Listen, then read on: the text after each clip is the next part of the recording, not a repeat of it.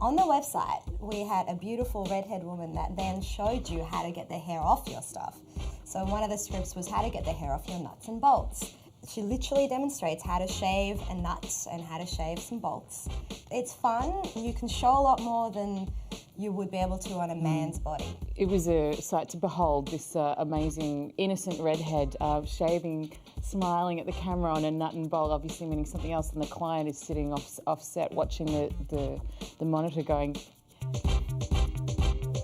We picked an amazing director by the name of Joachim Riedman, and he did a great job of making it poetic. We wanted this to be quite a poetic film, really beautiful, and the hair just happened to be on the stuff. It was a juxtaposition of, an everyday story with men that have this problem, which is they have hair on their stuff. They physically hand-placed every strand of hair on everything that you see through the film. The client was absolutely brilliant. They were just with us every process, everything that we presented they loved, and we all agreed we're girls and we wrote scripts about dudes. So I was like, well, I don't think dudes would do that. And we're like, okay, fair enough.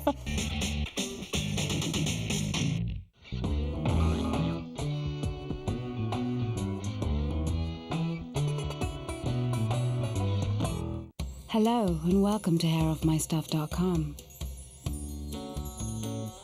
In this video, we'll show you how to get hair off your tools with the Wilkinson Sword Quattro Titanium body. Let's start with the nuts and bolts. They come in all shapes and sizes and can be tricky to handle. Start with the trimmer. Remember, smooth motions against the grain will ensure a closer trim. Then cover your nuts and bolts in a good dollop of shaving cream and switch to the blade side. Always use a fresh blade and take short, light strokes. You don't want to lose a nut in the process. And we're done. Your tools will be easier to find and handle.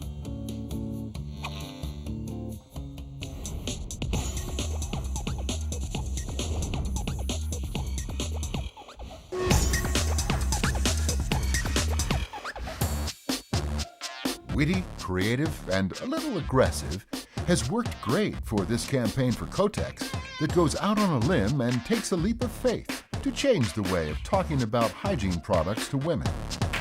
They encourage criticism of past communications and raise the bar for future efforts. It was one of those briefs that doesn't come around very often. It was one of those wonderful moments where you just go, I'm so lucky to be sitting in this room getting this brief. The client wanted us to completely reframe the category, to completely change how feminine hygiene has been marketed to women. They really wanted to stop marketing to women like they had been doing in the past, and they wanted to be truthful and transparent and open and honest dialogue. We immersed ourselves in looking at all the competitive advertising, and my God, it is a minefield of hideous images of girls smiling and dancing and wearing white lycra and running along the beach and ever so happy on their period, which of course, as every woman knows, that's not quite right. The ads on TV are really helpful because they use that blue liquid, and I'm like, oh, that's what's supposed to happen.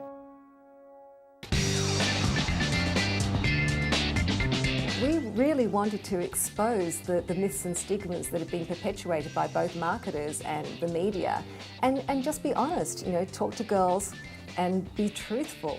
It'd be nice to actually use a bit of irony and humour and sort of show girls that we were on their side, that we weren't going to do that anymore because we were part of it. Speak to them in their own language, use a bit of a wry smile, show that we didn't agree with what's gone on, and just bring it to life in a way that wasn't insulting and actually showed that we're listening. When society and marketers and the media treat something that is so normal to 50% of the population as something that's bad or should be shrouded or hidden in the closet, it actually means that girls don't feel open to talk about their bodies. We worked through many, many ways of bringing this to life and finally landed on the ads that we produced that I think are just simple and honest and truthful and deliver what we were trying to say with some humour and irony. The first spot was called Apology. We had an intern team here when we were writing, and they were making a manifesto of what we thought, would be the tone and feel of the campaign. And we put it together in this short 2-minute video. And that ironically ended up being what we used to make the first 30-second commercial out of. And over and above that, the girl who wrote the ad also starred in the original manifesto piece, and we loved her so much that we cast her for the real ad. So not only did she have a hand in writing it, she starred in it, and she was great. The second ad that we ran is called So Obnoxious, and she was just calling out all the cliches of how women are portrayed in advertising, especially in this category.